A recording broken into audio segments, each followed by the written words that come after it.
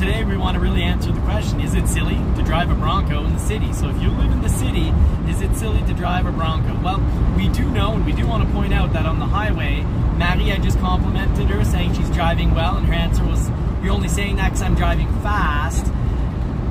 But the back window back there is making a little bit of noise, and in the city, when you sat in the back seat, hon, I guess you said that the tarp, you're tall on the top, and the tarp was sometimes kind of bumping against your hair, right? Yeah, it does a little wave with the weight, and it touched a little bit my hair. So because I'm tall at the back, I have so much space, but I noticed that it touched a little bit my hair.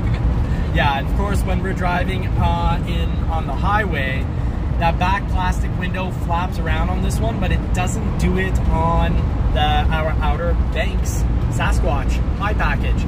So something we'll keep an eye on, wondering if it's just a question of age, but from recollection, it did a bit of occasional flapping from day one, but when the wind is hitting the side of the vehicle. So let's just jump right into it and answer the question of, is it silly to own a Bronco if you live in the city? Well, we did, when we were up in Westmont and Outremont on the plateau, we did see a nice little two-door Bronco parked up there amongst all those Porsches, Land Rovers, Maseratis, and oddly we were getting compliments, weren't we, honey?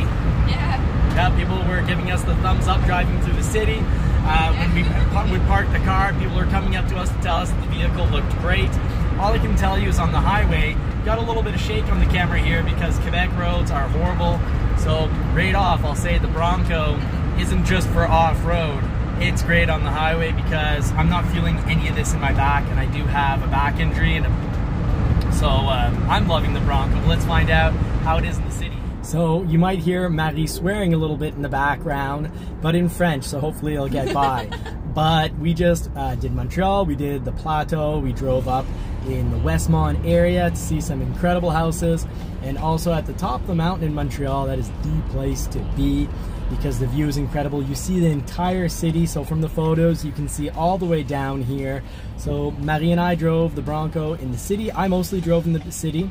Now she's driving aggressively in traffic, and it's actually been really useful having the steel bumper on the Badlands because while some people are cutting us off so closely that if ever we did miss hitting the brakes, well, in the city it's slow speeds. The damage would definitely be all theirs. Right now they've only been getting, you know, sworn at in French by Marie, but she kind of says it under her breath, so she's friendly. No one's hearing her. We don't have traffic at home, so yeah, we need to try it here. We're not used to this. And the Champlain Bridge is brand new, and they made it with a whole lot more lanes, it would seem. There's a ton of lanes here. What is this? 4 lanes in one direction, 4 lanes in the other direction. But I'm surprised to have traffic on a Sunday, but driving through the city of Montreal, the roads are bad. I don't understand how all the people up on the plateau in Outremont and Westmont are driving, you know, these, you know, low to the ground, you know, Porsches and Bentleys and whatnot. I was really happy to have an off-road vehicle to drive into, you know, 5, 6, 7 inches deep ruts. But yeah, the Sasquatch suspension is going great, and we had a fantastic day. You had fun, hun? Yeah, so much, and we have a beautiful weather, so we walk, we went in the mountain, so I didn't expect to do that in Montreal, so I'm surprised. Yeah, we don't live that far away. We never thought that Montreal was really a destination for us.